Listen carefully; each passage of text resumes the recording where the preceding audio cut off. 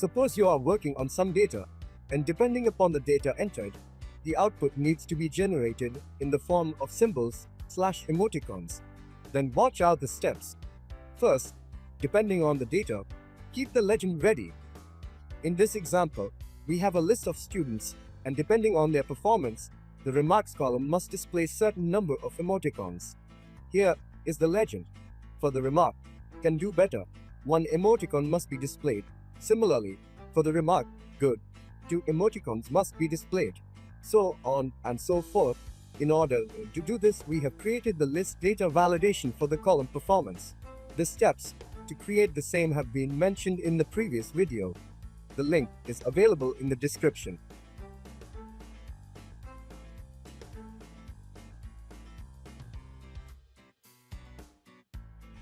Next, we need to use our repeat function.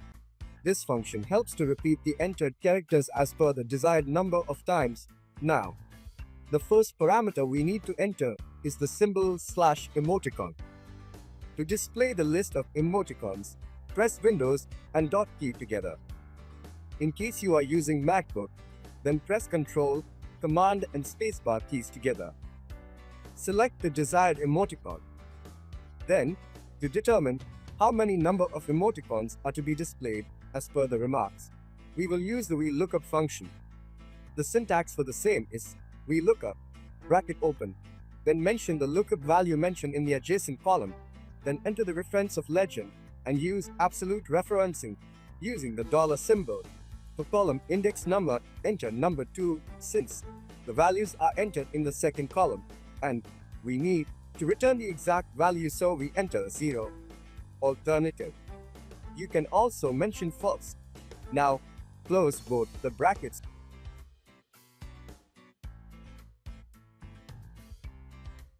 We are all set. Copy this formula till the last row and you will observe that depending upon the performance rating, the number of emoticons are displayed.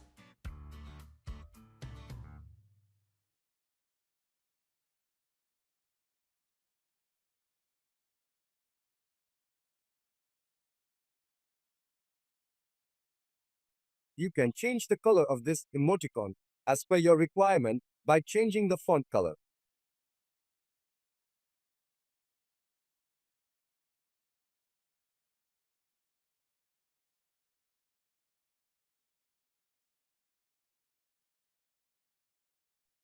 Additional tip: if you want to avoid the error displayed, then enclose this function with an if error function. Towards the end, enter comma and enter double inverted commas twice. This can be used across all the functions whenever there is a possibility of an error. For any type of training related to advanced Excel, macros, Office 365, Google Workspace, data analytics, you can contact me on the number mentioned. Requesting you to like, share, and subscribe to my channel for more videos.